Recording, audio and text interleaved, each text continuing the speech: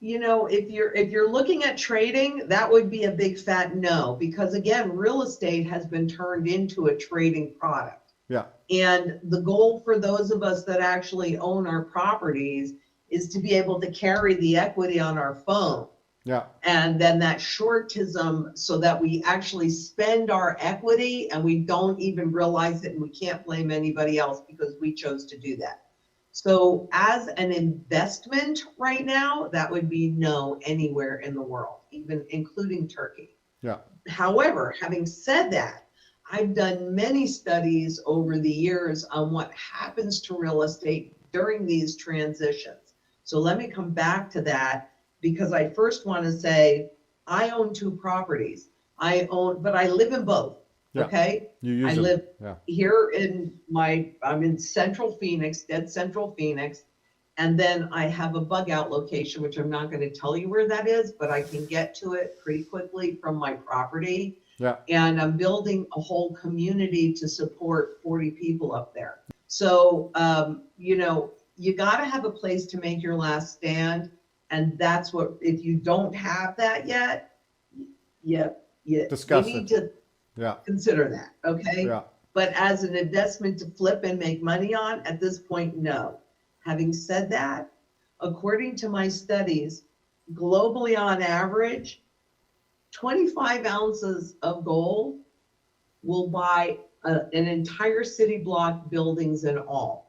And you made mention of Turkey. We're not at the bottom in Turkey yet, but you can see that that's a great example of how cheap real estate will get at some point. Yeah. Then again, we look for that accumulation pattern, because that indicates that you're somewhere near a bottom. And that's when you start to convert some of this, which at that point, by the time that happens, we should at least have one overnight reset. So gold can be used to acquire real estate when that's severely undervalued. Yeah. But there's fractional gold coins that can help ensure that you'll always be able to pay your property taxes, which you mentioned. That's a big threat to real estate, because that's immovable property. Yeah. And as you said, I can't put that on my back and walk away. No. But if you can have the whole property paid off and you can't pay your property taxes, guess what? You lose. Sure. So gold can ensure that you can always pay those property taxes. And I do it with fractionals, so small pieces. And then also have the ability, when you know where the dust has settled, where the laws have changed, where you can go in and then buy real estate that you can then generate income from. But not yet. And the rapid and high inflation has been the great awakening for a lot of people that realize, and hopefully for many people, it's not too late.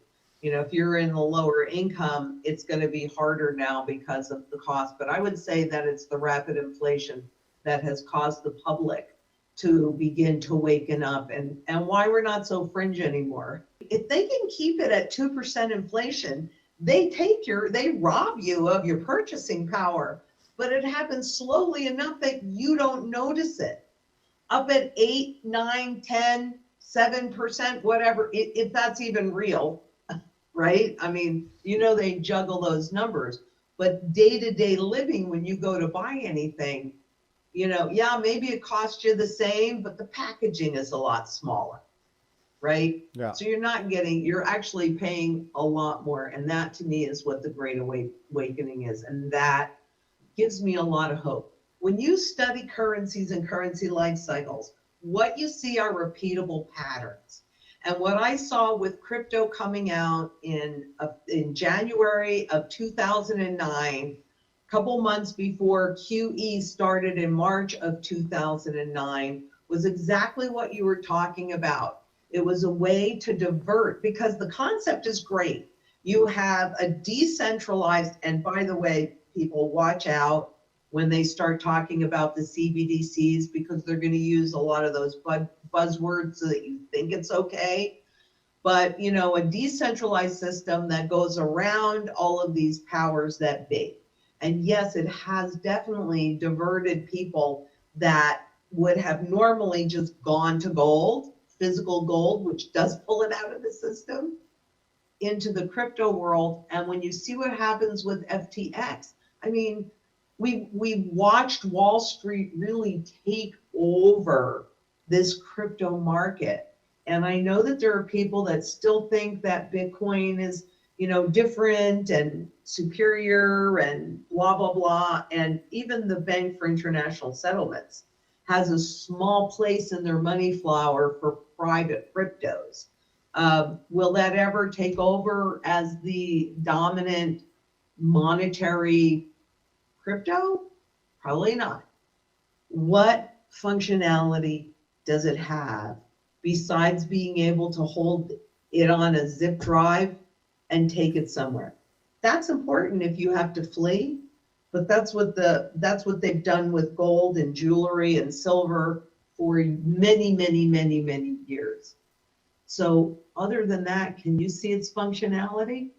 First of all, when we go to a CBDC, that does not mean anything is fixed. All that means is that we've gone to the next level of fiat system wealth transfer, yeah. Right? Because now what CBDCs do, number one, money originally had 4 functions.